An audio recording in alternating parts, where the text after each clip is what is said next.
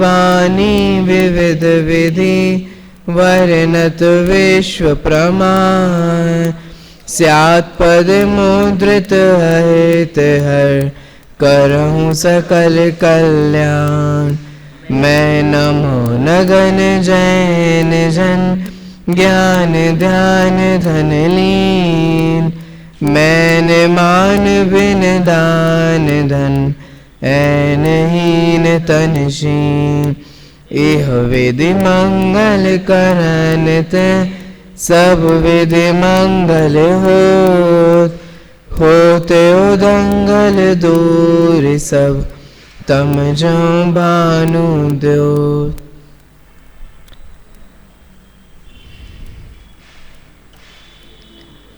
गुणस्थान विवेचन अध्याय पहला सम्यक ज्ञान चंद्रिका पीठिका पेज नंबर 20 प्रश्न नंबर 17। याद है आप लोगों को कि कहाँ अपनी अंतिम चर्चा हुई थी, किस प्रकरण संदर्भी? चारों अनुयोग में से एक करणानुयोग एक तरफ और बाकी के 3 अनुयोग के पक्षपाती एक तरफ। आप लोग हमेशा ध्यान रखना, इसीलिए मैं बार बार वो पक्षपाती शब्द का प्रयोग करता हूं। यहाँ एक अनुयोग से दूसरे अनुयोग में कंपैरिजन नहीं चल रहा है, एक अनुयोग की दूसरे अनुयोग से फाइटिंग नहीं चल रही है, क्योंकि आप प्रथमानुयोग के शास्त्र जहां रखते हो वहीं कर्णानुयोग के भी रखोगे तो वे आपस में नहीं लड़ेंगे। लेकिन यहां पर उस प्रथमानुयोग के पक्षपाती और कर्णानुयोग के पक्षपाती आपस में जरूर लड़ेंगे। तो यहां पर पक्षपाती जो आपस में किसी भी अनुयोग को सही तरीके से नहीं समझते हैं, उन्हीं का यहां पर वर्णन चल रहा है। कितने अनुयोगों के पक्षपाती का स्वरूप समझ चुके हैं? 2। कौन कौन से? बहुत सुंदर, आपको याद है इसका मतलब। प्रथमानुयोग के पक्षपाती का स्वरूप और निराकरण अपन ने यहां पर देखा था, और चरणानुयोग के पक्षपाती का स्वरूप और निराकरण यहां पर देखा था कि कैसे प्रथमानुयोग का पक्षपाती कर्णानुयोग के शास्त्रों को पढ़ने की मना करते हुए प्रथमानुयोग का पक्ष लेता है, कैसे चरणानुयोग का पक्षपाती कर्णानुयोग के शास्त्र अभ्यास को मना करता हुआ कुछ करने पर बल देता है। करने पर कुछ चीजें गिनाई थी, याद है क्या? कितनी थी वे चीजें? इसका मतलब सब कुछ याद है आपको। वे 5 चीजें थी। 5 चीजें याद है आपको? सबको याद है? अच्छे से याद है? तो फिर ठीक है, नहीं पूछता हूं। तो वो जब 5 चीजें हैं और 5 चीजें करने को उसने बताई थी कि आप व्रत करो, उपवास करो, दान करो, भक्ति करो, खूब खूब करो, ये सब करो, करने में दम है। यहाँ बैठ के चर्चा करने में क्या दम है? ऐसी खूब निराकरण यहाँ पर हुआ। फिर टोडरमल जी ने संक्षेप में तो ये बताया कि भैया जो तुमने करने के लिए कहा वो वास्तव में जिनवाणी में सम्यक चारित्र है, और वह सम्यक चारित्र सम्यक दर्शन और सम्यक ज्ञान पूर्वक ही भली बात ही होता है। ये सबका इकट्ठा उन्होंने निरूपण किया था। और 2 उदाहरण याद है? सम्यक के बिना ये सब कैसे है, और बिना तत्व अभ्यास किए सम्यक दर्शन कैसा है?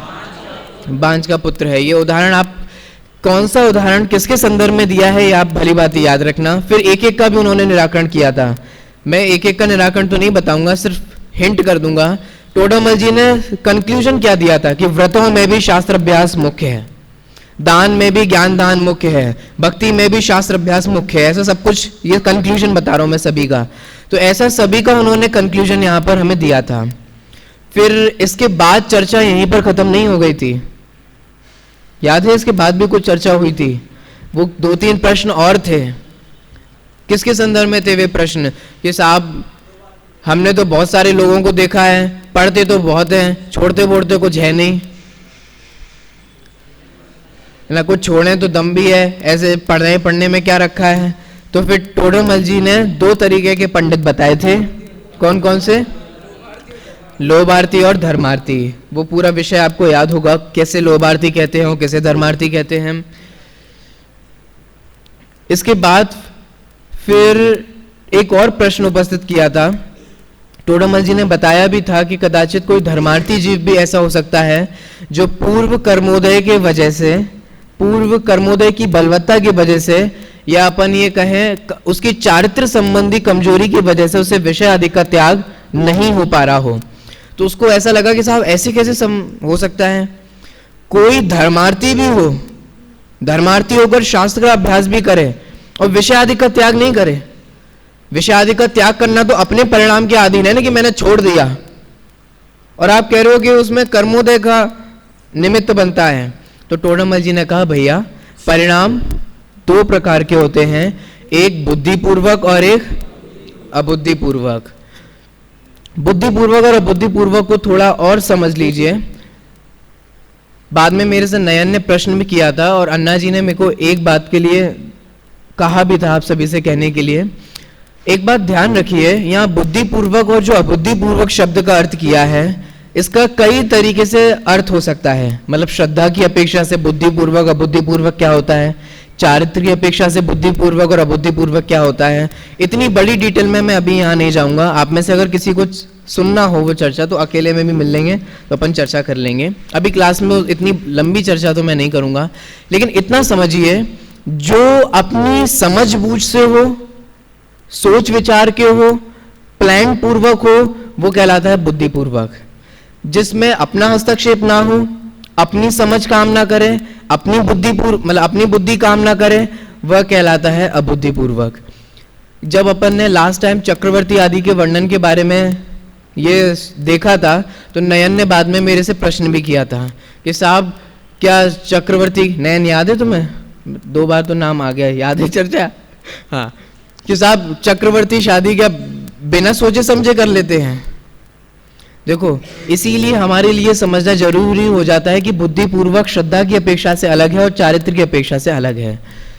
अरे वे शादी भी करते हैं तो बुद्धिपूर्वक करते हैं, सोच समझ के करते हैं, ये नहीं कि चुपचाप बेचारों को फोर्सफुली बैठना पड़ता हो। अरे खूब मजे से करते हैं, मजे से के मतलब सोच समझ के निर्णय पूर्वक करते हैं, तो वो बुद्धिपूर्वक की कैटेगरी में ही आएगा।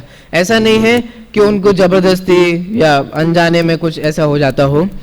जो अपने अभिप्राय, टोडामल जी की भाषा में कहूं, जो अपने अभिप्राय के अनुसार होता है वह बुद्धिपूर्वक, और जिसमें अपना अभिप्राय भी कार्य नहीं करता वह कहलाता है अबुद्धिपूर्वक। इस प्रकार की चर्चा अपनी यहाँ पर हुई थी। ये एक बात जो मुझे स्पेशल बुद्धिपूर्वक और अबुद्धिपूर्वक के संदर्भ में बतानी थी, वो आज मैंने बता दी। अब अपन आगे बढ़ते हैं। तो कुल मिला के मैंने जल्दी से ये प्रयास किया कि आपको थोड़ा बहुत स्मृति के आधार पर थोड़ा याद रहे कि हमने क्या पीछे पढ़ के आए हैं। अब किस अनुयोग का आने वाला है? नहीं, पहले प्रथमानुयोग फिर कर्णानुयोग। कर्णानुयोग नहीं आएगा? अरे कर्णानुयोग के शास्त्र अभ्यास की तो पढ़ने की प्रेरणा दे ही रहे हैं, ठीक है। इसलिए यहां पर अब द्रव्यानुयोग के पक्षपाती का स्वरूप आने वाला है। पेज नंबर 20 निकाल लीजिए और प्रश्न नंबर 17। ये हमारे लिए भी समझना बहुत जरूरी है, हम सभी लोगों के लिए भी, है ना। तो ये बहुत रिलेवेंट है, बहुत प्रासंगिक है, समझना बहुत जरूरी है। देखते हैं, मैं बिना किसी भूमिका के यहाँ का प्रश्न पढ़ रहा हूं और इस प्रश्न के आपको बिंदु भी फिर बताऊंगा, ठीक है। निकाल लिया सभी लोगों ने? चलिए पढ़ता हूं मैं यहां से। प्रश्न नंबर 17, पेज नंबर 20। अब द्रव्यानुयोग का पक्षपाती कहता है कि इस शास्त्र में जीव के गुणस्थान आदि रूप विशेष और कर्मों के विशेष का वर्णन किया है, किंतु उनको जानने से तो अनेक विकल्प तरंग उत्पन्न होते हैं और कुछ सिद्धि नहीं है। इसलिए अपने शुद्ध स्वरूप को अनुभवना अथवा स्व पर का भेद विज्ञान करना इतना ही कार्यकारी है, अथवा अनेक उपदेशक जो अध्यात्म शास्त्र हैं उन्हीं का अभ्यास करना योग्य है। ये तो मैंने एक बार इसकी वाचना करी, अब इसका भावार्थ समझने का प्रयास करते हैं। इस प्रश्न में द्रव्यानुयोग के पक्षपाती ने 2 बिंदुओं को उठाया है। 2 बिंदु हैं। कौन कौन से हैं वे 2 बिंदु? पहली बात तो वो ये कहता है कि भैया ये इन सब चीजों में हमें उलझाओ मत। किन सब चीजों में? देखो, गौमठ सार जीव कांड में जीव के विशेष आदि का स्वरूप है, जीव के विशेष बताए गए हैं कि जीव इतने हैं, ऐसे ऐसे जीव हैं, यहाँ जीव हैं, इस जगह जीव हैं, ऐसा ऐसा बताया गया है। गौमट सार कर्म कांड में किसके विशेष है? कर्मों का, कि ऐसे कर्म होते हैं, घातीय कर्म है, ये इतनी प्रकृति है, इतना उदय आता है, इतनी बंध विच्छुत्ति, ऐसे ये इसके इतने भेद, ऐसे ऐसे ये इसमें बनते हैं, ये प्रशस्त प्रकृति है, ये अप्रशस्त प्रकृति है। कुछ आया समझ में? देखो यहां पर जो कहा ना, मैं अब फिर से प्रश्न देखिए, पहले प्रश्न को समझिए। इस शास्त्र में जीव के गुणस्थाना आदि रूप विशेष, मतलब जीव के विशेष हो गए जो जीव कांड में आने वाला है, और कर्मों के विशेष जो गौमट सार कर्म कांड में आने वाला है। टोडरमल जी सम्यक ज्ञान चंद्रिका की पीठिका लिख रहे हैं ना, उसकी टीका लिख रहे हैं, उसकी ये प्रस्तावना है। तो यहां ये कहा जा रहा है कि जीव के गुणस्थान आदि को जानकर, और गुणस्थान आदि विशेष हैं। सामान्य से तो जीव है, ज्ञान दर्शन स्वभावी है, या समय सार की भाषा में कहें तो चिन्मात्र है, चैतन्य मात्र है, ये हुआ सामान्य। और विशेष क्या है? फिर जीव पहले गुणस्थान वर्ती जीव है, दूसरा गुणस्थान वर्ती जीव है, तीसरा गुणस्थान वर्ती जीव है, तरस और स्थावर ये जीव है, मार्गड़ा की अपेक्षा से जीव है, ये उसका विशेष हो गया।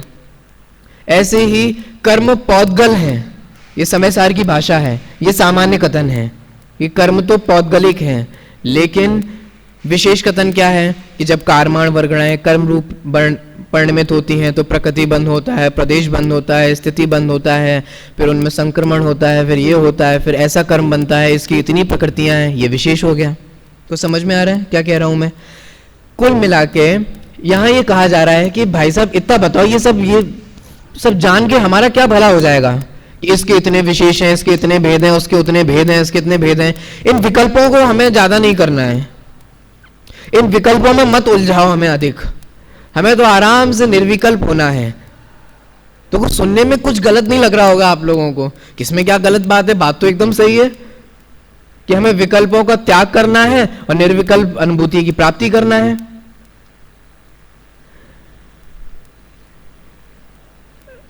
लेकिन यहां पर एक चीज समझना बहुत जरूरी है। यहां द्रव्यानुयोग का पक्षपाती कह रहा है कि कर्णानुयोग का अभ्यास करने से, अब मैं पूरा डिटेल नहीं करूंगा, सिर्फ कर्णानुयोग बोलूंगा तो आप समझ जाना, जीव के विशेष और कर्मों के विशेष, ठीक है? समझ में आ रहा है ना? अब मैं कर्णानुयोग बोलूंगा तो आप ये दोनों चीजें समझ जाना। तो यहां ये कह रहा है कि कर्णानुयोग का अभ्यास करने से क्या होता है? विकल्प होते हैं बहुत। इन शॉर्ट खत्म। पहला पॉइंट समझ में आया सभी लोगों को? अभी और समझेंगे, लेकिन पहला पॉइंट क्या है ये पता चला क्या? पहला पॉइंट ये है, मैं एक बार फिर से रिपीट कर देता हूं। पहला पॉइंट तो वो ये कह रहा है कि भाई साहब कर्णानुयोग का अभ्यास करने से बहुत विकल्प होते हैं। और इन विकल्पों से क्या मतलब? हाँ, द्रव्यानुयोग का पक्षपाती, इसे टंग प्रॉब्लम है, अब मतलब हो जाता है। द्रव्यानुयोग का पक्षपाती जो कह रहा है वो ये कह रहा है, पहला क्वेश्चन या पहला हेतु जो उसने खड़ा किया वो ये है कि कर्णानुयोग का अभ्यास करने से बहुत विकल्प होते हैं। और कैसे होते हैं वो मैंने भी आपको बता दिया कि क्योंकि भेद जानते हैं ना, इसके ऐसे भेद नहीं है, ऐसे बनता है, इस समय पे ऐसा ऐसा, फिर ये होता है, फिर वो होता है, ये बहुत विकल्प होते हैं और बहुत बुद्धि लगानी पड़ती है। क्यों विकल्पों में उलझा रहे हो हमें कर्णानुयोग का अभ्यास करके?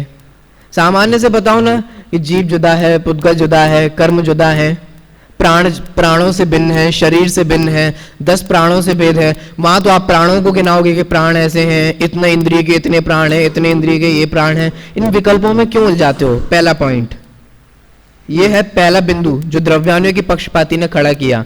और दूसरा बिंदु क्या खड़ा किया कि अगर पढ़ना भी है तो सिर्फ अध्यात्म पढ़ो, अध्यात्म के शास्त्रों को ही पढ़ना चाहिए, बाकी और विकल्प हैं। प्रथमानुयोग पढ़ो तो क्या है? कहानी किस्सा है। कर्णानुयोग तो विकल्प उत्पन्न हो रहा है। और चरणानुयोग तो क्या? क्रियाकांड। इसलिए क्या करो? मात्र अध्यात्म पढ़ो, मात्र समय सार, योग सार, परमात्म प्रकाश, इष्टोपदेश, ऐसे ऐसे जो आध्यात्मिक ग्रंथ हैं इन्हें ही मात्र पढ़ो। प्रश्न समझ में आ गया? 2 बिंदु समझ में आए? अब देखो इसमें कहाँ है, सब लोग नोट डाउन करना, लिखना कि कहाँ है, पहला बिंदु कहाँ है और दूसरा बिंदु कहाँ है।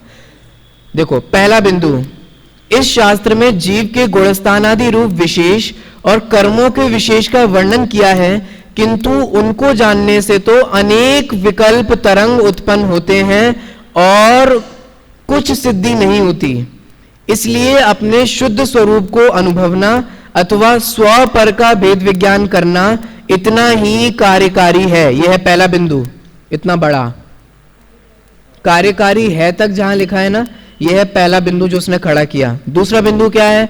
अथवा इनके उपदेशक जो अध्यात्म शास्त्र हैं उन्हीं का अभ्यास करना योग्य है। अब पकड़ में आ गया ना आप दोनों को, दोनों बिंदु आए, क्लियर हो गए। आप लोग ये नोट डाउन इसलिए भी करिए ताकि जब पढ़े तब आपको ख्याल रहे। अब इसका थोड़ा अपन चालू करते हैं, इसका पोस्टमार्टम, इसको निराकरण जो है कितना सही है कितना नहीं है वो देखते हैं। देखो, इसने कहा कि हमें विकल्प उत्पन्न मत कराओ, हमें तो स्वपर का भेद विज्ञान कराओ, आत्मानुभव कराओ। बात बिल्कुल सही है कि स्वपर का भेद विज्ञान ही करना है, आत्मा का अनुभव ही करना है। ये टोडामल जी की शैली कि तुमने जो कहा वो तो सत्य ही है। याद है चरणानियों के पक्षपाती में ऐसे ही कहा था कि तुमने जो करने के लिए कहा है वो तो करने योग्य ही है। ऐसे ही द्रव्यानियों के पक्षपाती को कहो, कैसे होगा कि तुमने जो स्वपर का भेद विज्ञान कहा तो वो तो क्या है? करने योग्य है, वो तो मूल प्रयोजन ही है।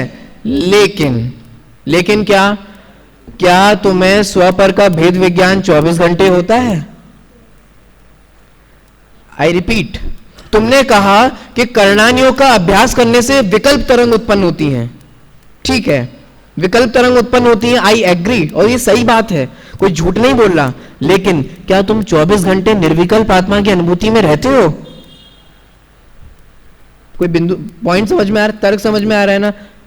हाँ, मुझे एक बात और कहनी थी, अभी बीच में जल्दी से बोल देता हूँ। जितने भी नए लोग हैं ना वो स्पेशली सब आगे आके बैठना, ठीक है, और एक साथ बैठेंगे तो मुझे ज़्यादा अच्छा लगेगा क्योंकि मैं उन पे ज़्यादा फोकस करूँगा।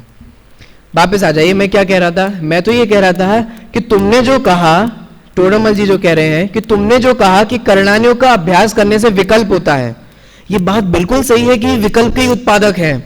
लेकिन भाई साहब, आपको 24 घंटे निर्विकल्प अवस्था भी तो नहीं होती। हाँ ठीक है, ये विकल्प है, इन्हें मत पढ़ो, करोगे क्या? बोलो क्या करोगे? 24 घंटे आत्मा की अनुभूति करोगे? अब कहे कि हाँ हम तो करेंगे, जैसे अभी यहां से किसी ने कहा हम तो करेंगे 24 घंटे निर्विकल्प आत्मा की अनुभूति। तो भाई शास्त्रों में लिखा है कि तुम जैसे जीवों को 24 घंटे आत्मा की अनुभूति नहीं होती। अब बोलो, निर्विकल्प आत्मा की अनुभूति 24 घंटे हो ही नहीं सकती। अरे इतना तो हम सभी जानते हैं ना, कोई भी उपयोग जो है वो अंतर्मूर्त से अधिक नहीं ठहरता, अंतर्मूर्त के बाद वो परिवर्तित हो जाता है। अगर शुद्धोपयोग भी, निर्विकल्प आत्मा की अनुभूति भी अंतर्मूर्त तक रहे तो केवल ज्ञान की प्राप्ति हो जाती है।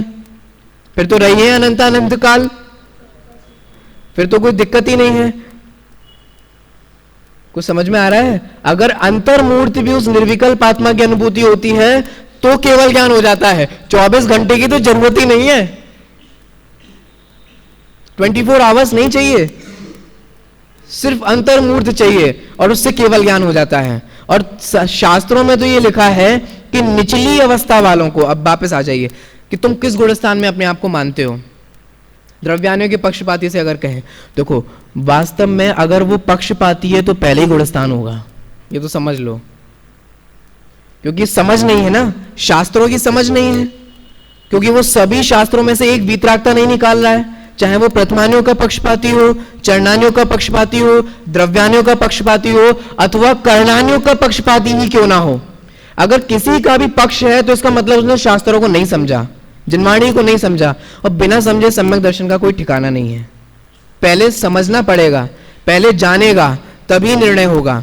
तो ऐसे ही वास्तव में तो गुणस्थान तो उसका पहला है, लेकिन फिर भी अगर तुम मान लो कि अपने आप को चौथे गुणस्थान वर्ती भी मानते हो, पंचम गुणस्थान वर्ती भी मानते हो, तो इसमें जो आत्मा की अनुभूति कही है वो तो बहुत कम कही है।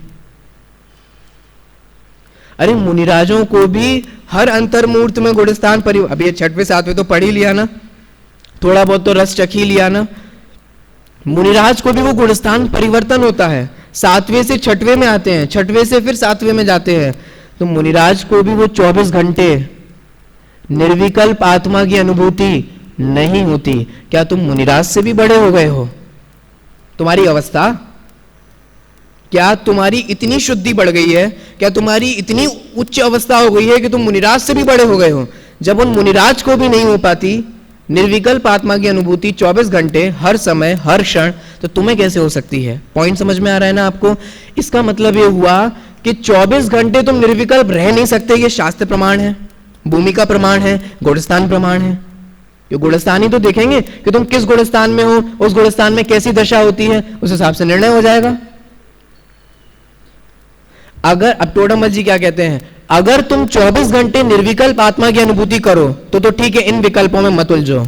लेकिन तुम पता करते क्या हो?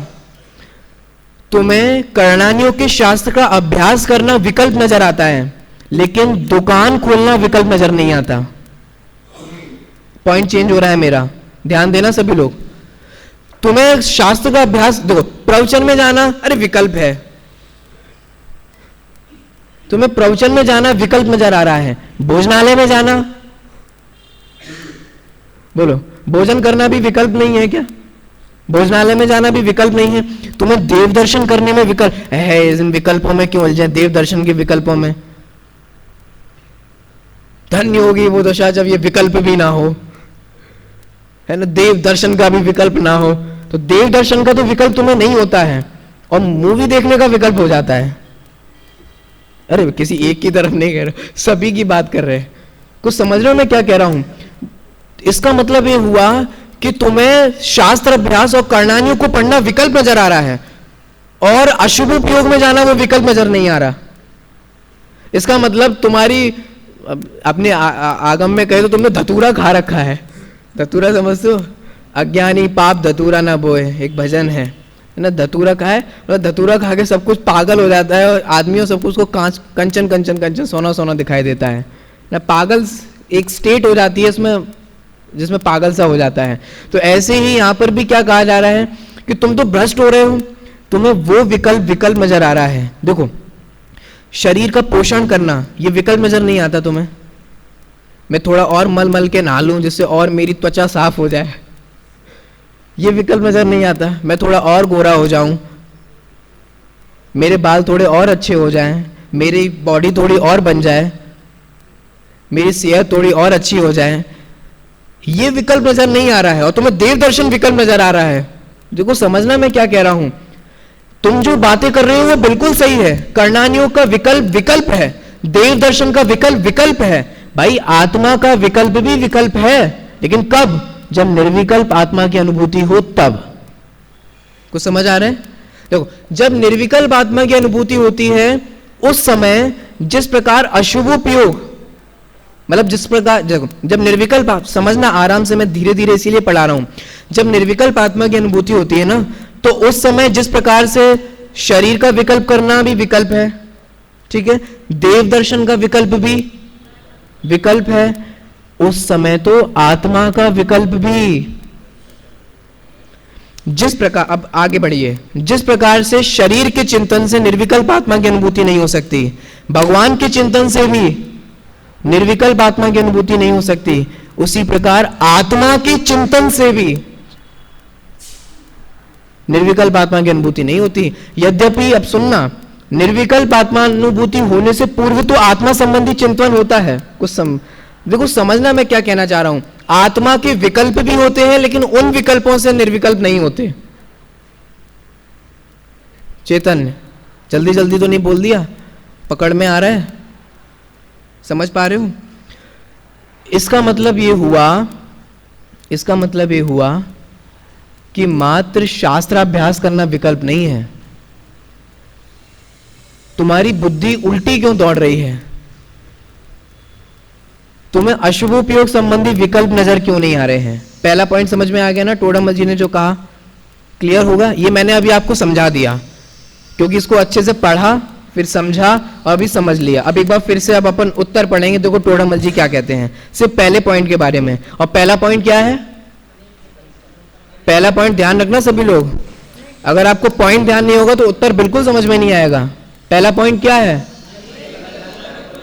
कि भाई कर्णानियों को पढ़ने से बहुत विकल्प होते हैं और हमें नहीं पढ़ना, क्योंकि हमें तो निर्विकल्प आत्मा की अनुभूति करनी है। ठीक है, ये पहला पॉइंट है। अब उत्तर देखो टोडामल जी क्या कहते हैं।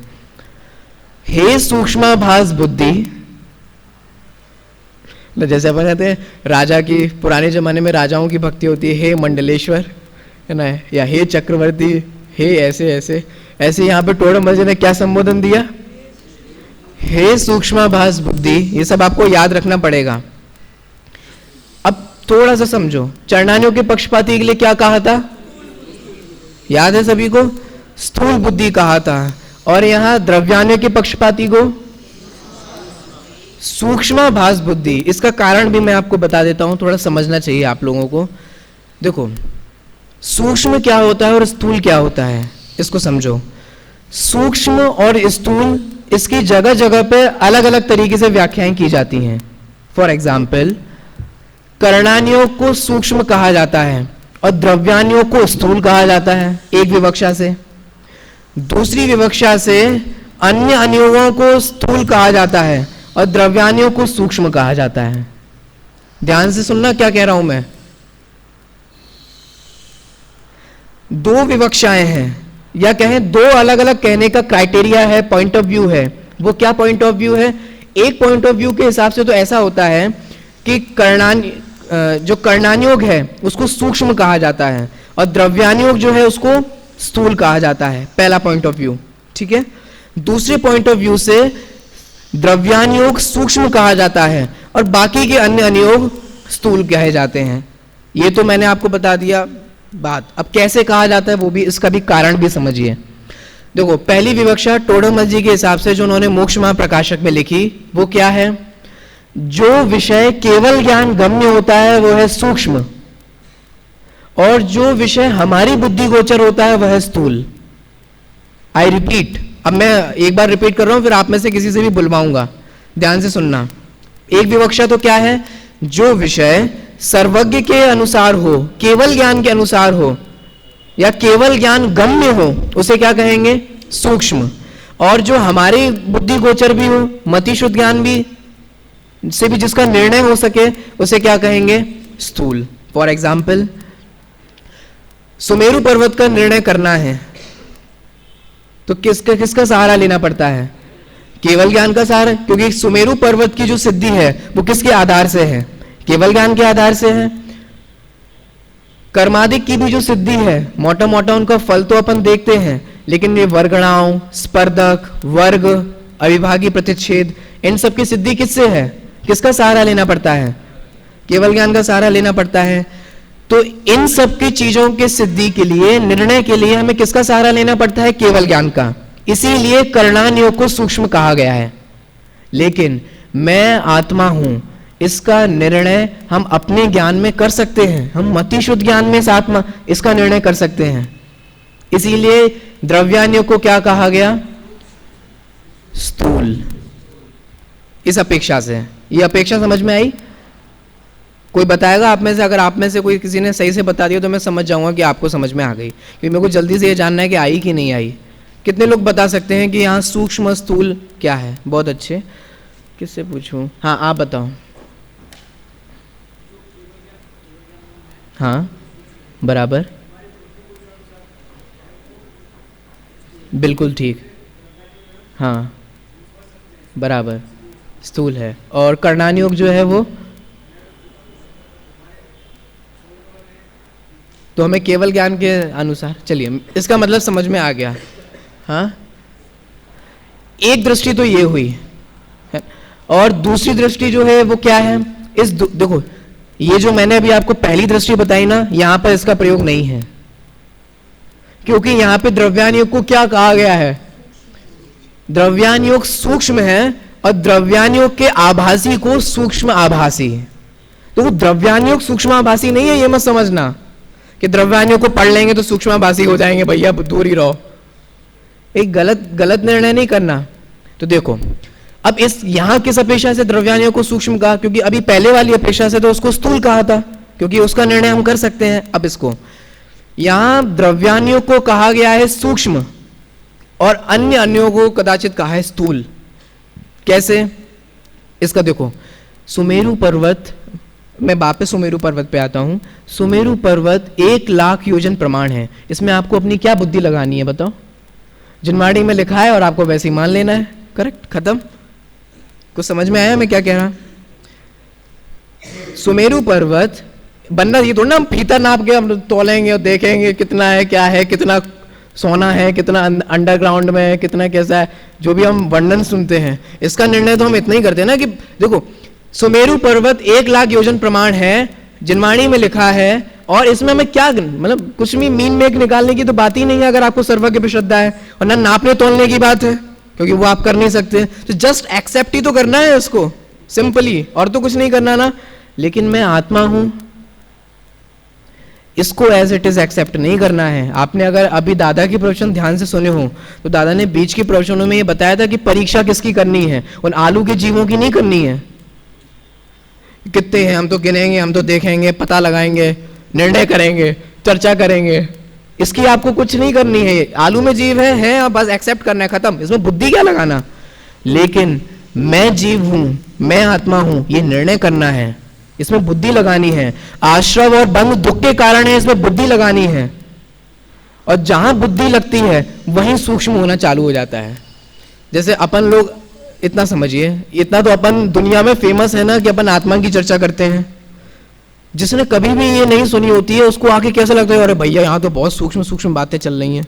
लगता है कि नहीं लगता है? पहले पहला कोई बैठता है, जबकि आत्मा वस्तु है जो वो कितना मतलब निर्णय कर सकते हैं ना हम उसका। उसको अरे यार बहुत ऊंची ऊंची बातें चल रही हैं, बहुत ऊंची ऊंची बातें चल रही हैं, बहुत अपर लेवल की बातें चल रही है, हमारे तो पल्ले ही नहीं पड़ रही हैं। क्या आत्मा, क्या शुद्ध आत्मा, क्या द्रव्य कर्म, क्या नव।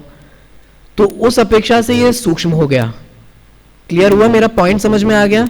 दूसरा वाला बिंदु जो मैंने आपको कहा, जहां, अब मैं रिपीट कर देता हूं, जहां हमें कोई बात एज इट इज एक्सेप्ट करनी हो, जहां हमें अपने बुद्धि नहीं चलानी हो और चला के कोई फायदा नहीं होना हो, उसको कहेंगे स्थूल, क्योंकि आपको एज इट इज एक्सेप्ट करना है। तो वो प्रथमानुग की कहानी है, उसमें आपको बुद्धि लगाना है। रामचंद्र की पत्नी का नाम था सीता। नहीं साहब, हम तो रिसर्च करेंगे, हम तो ऐसी टाइम मशीन बनाएंगे और उसमें पीछे जाएंगे और ये देखेंगे कि थी कि नहीं थी। इसमें क्या बुद्धि लगाओगे? अब समझ में आ गया ना? कहानियों में बुद्धि लगा सकते हो, सुमेरु पर्वत पे बुद्धि लगा सकते हो, आलू में जीवों पे बुद्धि लगा सकते हो। देखो द्रव्या, मैंने सारे अनुयोग ले लिए, प्रथमानुयोग, कर्णानुयोग और चरणानुयोग, लेकिन आपको बुद्धि लगा, बुद्धि पूर्वक बुद्धि लगाना है द्रव्यानुयोग में, क्योंकि आपको तत्व निर्णय करना है। इसीलिए इस अपेक्षा से उसको सूक्ष्म कहा है। ठीक है, मैंने आपको वो अपेक्षा समझा दी, लेकिन उस अपेक्षा से द्रव्यानुयोग हो गया सूक्ष्म, और बाकी के अन्य अनुयोग क्या हो गए? स्थूल हो गए। इसी अपेक्षा से टोडरमल जी ने यहां पर द्रव्यानुयोग के पक्षपाती को क्या नाम दिया? सूक्ष्माभास बुद्धि। क्यों? क्योंकि तुम्हें सूक्ष्म, मतलब तुम सूक्ष्म बातें कर रहे हो ऐसा आभास है, वास्तव में तुम्हारी बातें तो बेकार ही हैं, क्योंकि तुमने ऊपरी ऊपरी पढ़ा है, कुछ निर्णय नहीं किया है। समझ में आ रहा है ना? इस अपेक्षा से यहां पर टोडरमल जी ने द्रव्यानुयोग के पक्षपातियों को सूक्ष्माभास बुद्धि कहा, क्योंकि बातें तो बड़ी सूक्ष्म सूक्ष्म लगती हैं, लेकिन वास्तव में उसने सूक्ष्म बात का सूक्ष्मता से नहीं देखा है, गहराई से विचार नहीं किया है। ठीक है, अब देखो वापस आ जाइए, जितना भी मैंने आपको बताया वो सब भूल जाओ, क्योंकि वो तो मैंने आपको एक कारण स्पष्ट करने के लिए बताया कि सूक्ष्माभास का मतलब क्या है। अब वापस पॉइंट पे आ जाओ। पॉइंट अपना क्या था? पॉइंट याद है किसी को? हाँ, द्रव्यानुयोग का पक्षपाती ये कह रहा था कि भैया आप तो हमें विकल्पों में उलझा रहे हो। तो देखो अब टोडरमल जी उसका क्या कहते हैं। हे सूक्ष्माभास बुद्धि, तूने कहा वह सत्य। आ गई टोडरमल जी की शैली, परिचित हुई। तूने कहा वो झूठ, तू गलत है, ये तो टोडरमल जी की भाषा ही नहीं है। देखो, तूने कहा वह सत्य, किंतु अपनी अवस्था देखना। खत्म।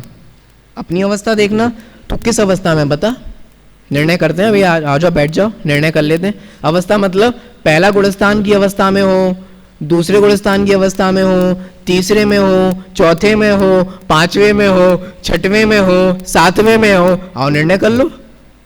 कुछ समझ में आ रहा है कि नहीं आ रहा है? देखो ऐसा क्यों कह रहे हैं आप, ऐसा समझो हर गुणस्थान का, हर भूमिका का स्वरूप ऑलरेडी नक्की है कि चौथे गुणस्थान में कैसा स्वरूप होता है, कैसी अनुभूति होती है, कैसा निर्णय होता है, कैसा बाह्य आचरण होता है, कितना किस किस प्रकार से मोह और योग का उदय रहता है। पंचम गुण स्थान में कैसी बाह्य प्रवृत्ति होती है, कितनी कषायों का अभाव होता है, कितनी कषाएं सद्भाव रहती हैं, उन कषायों के अभाव में कैसे प्रवृत्ति होगी, ये सब ऑलरेडी नक्की है, आपको नक्की नहीं करना है। हमारी जिनवाणी में ऑलरेडी नक्की है। तुम अपनी अवस्था बताओ, हम बता देंगे तुम किस गुण स्थान में हो। अपनी अवस्था देखना मतलब क्या कह रहे हैं, अपनी हैसियत देखना, खराब भाषा में बोलूं है, हाँ, और खराब भाषा में जो आप बोल रहे हो, अपनी हैसियत तो देखो, अपनी अवस्था तो देखो कि तुम किस अवस्था में हो। या अभी अपन कर्णानियोग की भाषा में बोले ना, तो अपना गुणस्थान तो देखो कि किस गुणस्थान में हो। अगर तुम 7वें और 7वें से आगे वाले में हो तो हमें तुमसे कुछ नहीं कहना। कुछ बात समझ में आ रही है? क्यों? क्योंकि 7वां भी गुणस्थान निर्विकल्प आत्मा की अनुभूति का है और उससे आगे भी आत्मानुभव के गुणस्थान है, तो हमें तुमसे कुछ कहना ही नहीं है। तो तुम वास्तव में आपके लिए सारी चीजें कैसी हैं? विकल्प ही हैं। लेकिन अगर तुम 6वें में हो, 6वें में, 5वें में, 4थे में, और दूसरे और तीसरे का काल तो बहुत छोटा है, पहले में, तो तुम ये बातें नहीं बना सकते। कोई बात समझ में आ रही है मैं क्या कह रहा हूं? देखो पढ़ते हैं। तूने कहा वह सत्य, किंतु अपनी अवस्था देखना। कैसी देखना अवस्था? देखो आगे बता दिया, यदि स्वरूप अनुभव में तथा वेद विज्ञान में उपयोग निरंतर रहता है। निरंतर, निरंतर का अर्थ मतलब 24 घंटे, 24/7, समझते हो? 24/7 मतलब क्या है ना, पूरे हफ्ते 24 घंटे, इसको बोलते हैं निरंतर। देखो, यदि स्वरूप अनुभव में तथा भेद विज्ञान में उपयोग निरंतर रहता है तो अन्य विकल्प क्यों करना? तो सही बात है कि तुम अन्य विकल्पों में मत रहो। वहां ही स्वरूपानंद सुधारस का स्वादी होकर संतुष्ट होना, मतलब अपने आत्मा स्वरूप के जो आनंद है, जिसको अमृत, सुधा मतलब अमृत, आराम से अमृत पियो तुम। तो कब? अगर तुम्हें 24 घंटे निर्विकल्प आत्मा की अनुभूति होती है तो। आगे, किंतु कोई कहे हाँ हमें होती है, अभी हाँ हमें 24 घंटे होती है, अब बोलो। तो देखो, किंतु निचली अवस्था में वहां निरंतर उपयोग रहता ही नहीं है। क्यों? कोई बहुत पुरुषार्थ करे तो, सजल बहुत पुरुषार्थ करे अपन तो 24 घंटे आत्मा की अनुभूति करे निर्विकल्प। देखो, शुद्धोपयोग और शुद्ध परिणति, शुद्ध परिणति तो रहेगी अगर उपरिम गुण स्थानों में है तो, लेकिन अभी तो यहां अपन निर्विकल्प आत्मा की अनुभूति की बात कर रहे हैं। तो कोई बहुत उग्र पुरुषार्थी हो, अरे भाई कैसी बातें करते हो, मैंने भी आपको बताया ना, अगर अंतर्मूर्त भी ठहरता है तो केवल ज्ञान हो जाता है। तुम तो 24 घंटे की बातें कर रहे हो। 24 घंटे चाहिए किसको और जरूरत किसकी है? काम तो सिर्फ अंतर्मूर्त में होता है। सभी का काम, जो हजारों वर्ष तपस्या करते हैं ना, चाहे वो मुनि आदिनाथ हो, चाहे वो मुनि बाहुबली हो, जिनको हजारों वर्ष लग गए, सालों वर्ष लग गए, उनको अभी काम कितने समय में हुआ था, कितना टाइम लगा था? मात्र भरत चक्रवर्ती को अंतर्मूर्त में निर्वाण नहीं हुआ था। जितने भी जीवों को निर्वाण होता है उनको अंतर्मूर्त में ही होता है, मतलब केवल ज्ञान। जितने भी जीवों को आज तक केवल ज्ञान की प्राप्ति हुई, तो ऐसा नहीं 1000 वर्ष में हुई, 100 वर्ष बाद हुई, 15 महीने 6 महीने ऐसा समय लग गया हो, सबको अंतर्मूर्त में ही होता है। ठीक है? तो देखो, और निचली अवस्था में वो होता ही नहीं है। क्यों? तो आप कैसे कह सकते हो कि हमारी निचली अवस्था है? आप हमें क्यों जज कर रहे हो? How can you say that कि हमारी निचली अवस्था है? बोलो, कैसे बोल सकते हैं कि हमारी निचली अवस्था है? कुछ चीज है जो बता रही हो, ये बता रहे हैं। तुम जो हमसे बात कर रहे हो ना, बात ये बता रहा है कि तुम निचली अवस्था में हो। क्यों साहब, आप कैसे कह सकते हो? क्योंकि तुम ऊपरी अवस्था में होते तो तुम्हें बात करने का विकल्प ही नहीं होता। क्योंकि तुम आत्मानुभव की दशा में होते ना, तो बात कैसे कर सकते? मां चिट्ठी, तो बोलने की क्रिया ही नहीं होती। जब तुम बोलने की क्रिया नहीं होती तो तुम बतियाते कैसे जो अभी तुम बतिया रहे हो? कुछ समझ में आ रहा है ना? उसको भाव क्लियर हो रहा है कि नहीं हो रहा है? आप लोगों को भाव क्लियर होना चाहिए तो दमदार है। देखो, वहां ही स्वरूपानंद सुधारस का स्वादी होकर संतुष्ट होना, किंतु निचली अवस्था में वहां निरंतर उपयोग रहता ही नहीं है। उपयोग अनेक अवलंबनों को चाहता है। ये आप लोग, मेरे ख्याल से आप लोगों को अंडरलाइन कर लेना चाहिए, या आप लोगों को जीवन में अगर, देखो मैं आपको बताता हूं, आपको याद है ये बात मैं पहले भी बोल चुका हूं, एक बार मैंने आपसे कहा था, होता क्या है, हमारी अभी निचली अवस्था है, हमारी मतलब आपकी भी और मेरी भी, सभी की, हम सभी की निचली अवस्था है। आप 1 मिनट अपने उपयोग को खुला छोड़ दो। अब बोला खुला छोड़ दो तो अध्यात्म की दृष्टि से तो ज्ञान का गेय भी नक्की है, लेकिन अपने यहाँ जो कहा जाता है ना, खाली दिमाग शैतान का घर। आप 1 मिनट अपने उपयोग को अच्छी चीजों में नहीं लगाओ, कैसे अपने आप विकल्प चालू हो जाते हैं। देखो फॉर एग्जाम्पल, अगर आप मोबाइल में अच्छी चीजें नहीं करते हो तो कैसे आपका उपयोग वो गंदी काम करवा देता है। अगर आप अच्छी चीज नहीं करते ना तो गंदी चीज तो अपने आप हो जाती है, उसमें अपने आप आपका दिमाग लगेगा। क्यों लगेगा? क्योंकि सुनो, अनादिकालीन उसी का ही अभ्यास है। आहार संज्ञा, भय संज्ञा, मैथुन संज्ञा, उसी का ही अभ्यास है। अगर हम बुद्धिपूर्वक अपने उपयोग को आगे अच्छी चीजों में नहीं लगाते तो बुरी चीजों में तो अनादिकाल से जा रहा है, और अभ्यास भी उसी का ही है। आई रिपीट, अच्छी चीजों में बुद्धिपूर्वक उपयोग ले जाना पड़ता है और बुरी चीजों में अपने आप चला जाता है। याद है मैंने आपसे एक बार कहा था, जिनवाणी को कंठ में बसाने की आपको प्रेरणा दी जाती है, और उसमें से भी बहुत विरले होते हैं जो कंठ में बसाते हैं, लेकिन गाना को कंठ में बसाने की प्रेरणा कभी नहीं दी जाती, लेकिन फिर भी बस जाता है। प्रवृत्ति भी उस ओर सहज होती है, बुद्धि भी उस ओर दौड़ती है, बार बार सुनना, बार बार करना, क्या लिरिक्स है क्या नहीं है। अब कुछ क्लियर हुआ? आप लोगों के लिए मैं एक प्रैक्टिकल बात बोल रहा हूँ, बिल्कुल भी थ्योरी वाली बात नहीं कह रहा हूँ। आप लोग ध्यान से सुनना। कभी कभी आपको लगता होगा मुझे ऐसे विकल्प क्यों आ रहे हैं, गंदे गंदे विकल्प क्यों आ रहे हैं, इस ओर मेरा विकल्प क्यों जा रहा है, मैं क्या करूँ, मैं कैसे करूँ। क्योंकि हम लोग की एज है ना, वो यूथ है ना, हार्मोनल चेंज हो रहा है। इसका सबसे अच्छा उपाय क्या है?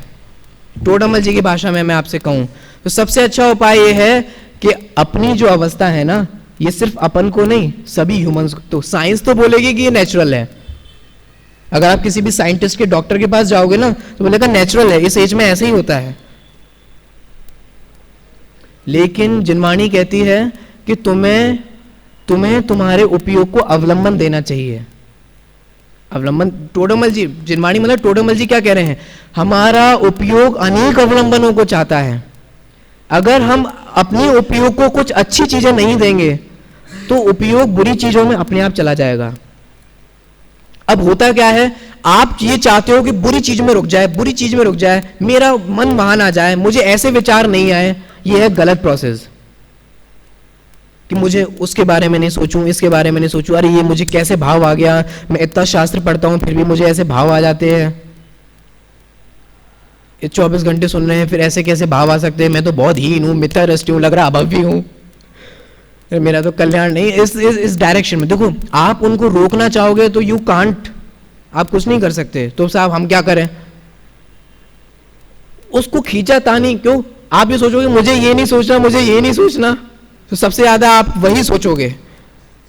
जैसे मैं लड़की के बारे में नहीं सोचूं, मैं लड़की के बारे में नहीं सोचूं, मैं इसके बारे में नहीं सोचूं, मैं उसके बारे में नहीं सोचूं, तो भाई तुम्हारा उपयोग तो वैसे ही उधर जा रहा है और उधर ही जाएगा। तो क्या कुछ भी सोचूं? तो कुछ भी सोचूं मतलब क्या?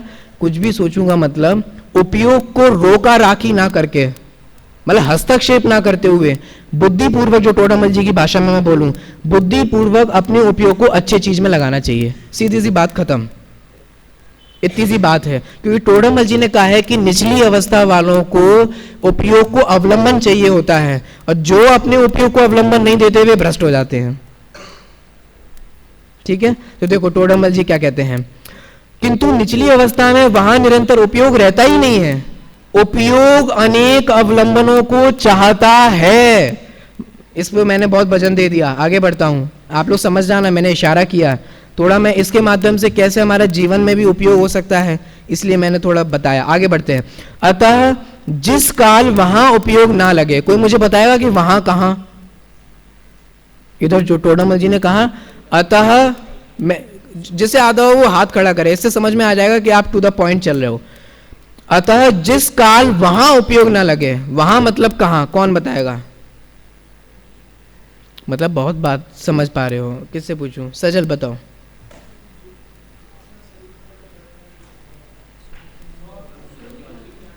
ठीक है, स्व पर का भेद विज्ञान निर्विकल्प जिसे अपन कहें, ठीक है। अगर जब तक देखो, जब तक वहां उपयोग ना लग रहा हो, कब तक कि निर्विकल्प आत्मा की अनुभूति नहीं हो रही हो, तो तब तक क्या करो, उपयोग को अवलंबन दो।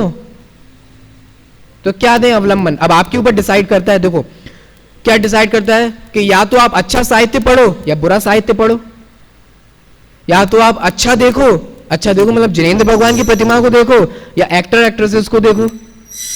क्योंकि क्यों ऐसा क्यों कहते हो, क्योंकि उपयोग को तो अवलंबन चाहिए। ये उसकी आप क्या नीड कहें, जरूरत कहें, ये ऐसा है, वस्तु स्थिति तो ऐसी है। तो देखो आगे, अतः जिस काल वहां उपयोग ना लगे तब गुणस्थान आदि विशेष जाने का अभ्यास करना। देखो टोडामल जी यहाँ ये नहीं कह रहे कि तुम आत्मा फात्मा को छोड़ के गुणस्थान पढ़ना, अनुभूति वनुभूति को साइड में रख के तुम तो बहुत सब बातें हैं, कोरी हैं। टोडामल जी कह रहे हैं वो तो निर्विकल्प आत्मा की अनुभूति करना, लेकिन जब तक वहां उपयोग ना लगे ना, तब फिर ये इनका अभ्यास करना। पॉइंट पकड़ में आ गया दुर्लभ, बात समझ में आ गई। अब मैं इसको समराइज करता हूं, बस खत्म हो गया। ये पहले उत्तर दे दिया टोडामल जी ने, प्रश्न और उत्तर में अब संक्षेप में बता देता हूं जिससे आपको समझ में आ जाए कि बात क्या हुई। प्रश्न तो इतना सा था कि कर्णानियों को पढ़कर हमारी बुद्धि क्या होती है, बहुत विकल्प करती है, तो आप हमें विकल्पों में मत उलझाओ, ठीक है। ये तो था प्रश्न, क्यों क्या करोगे, आराम से निर्विकल्प अनुभूति करेंगे।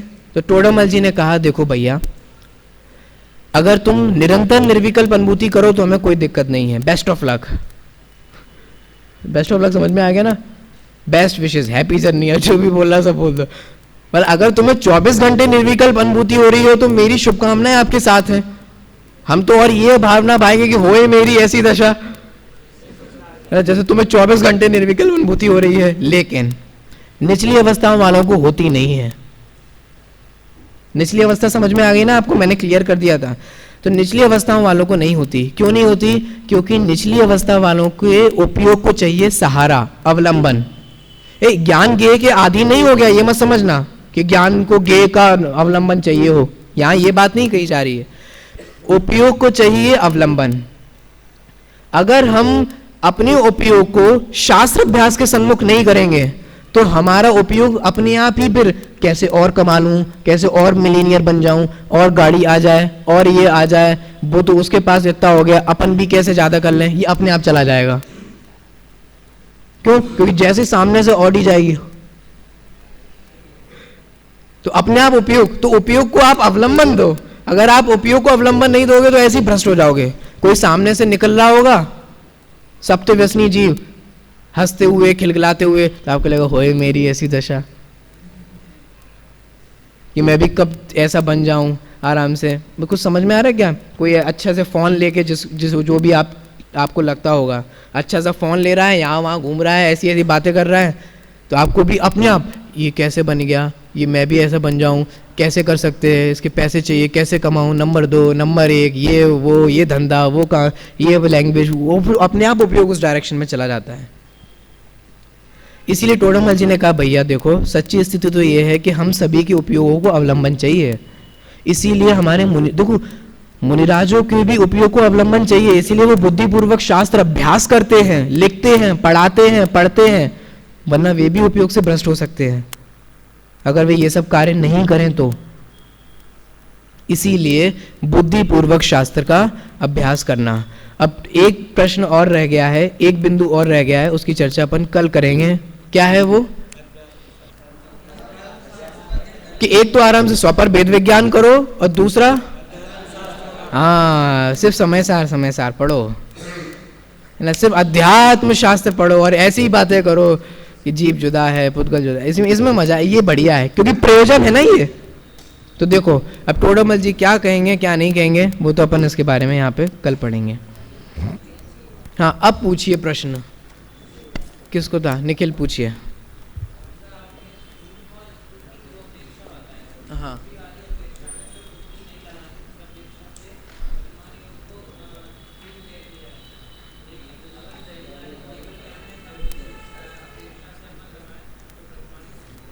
हाँ तो वो तो पहली अपेक्षा वाले से होगा ना। हाँ तो चरणानियों को भी कहेंगे, हाँ पहली वाली अपेक्षा से। हाँ और भी किसी को प्रश्न था, यहाँ से भी किसी को था, किसको था, मैंने कहा था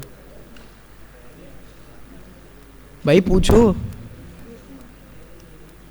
नहीं है।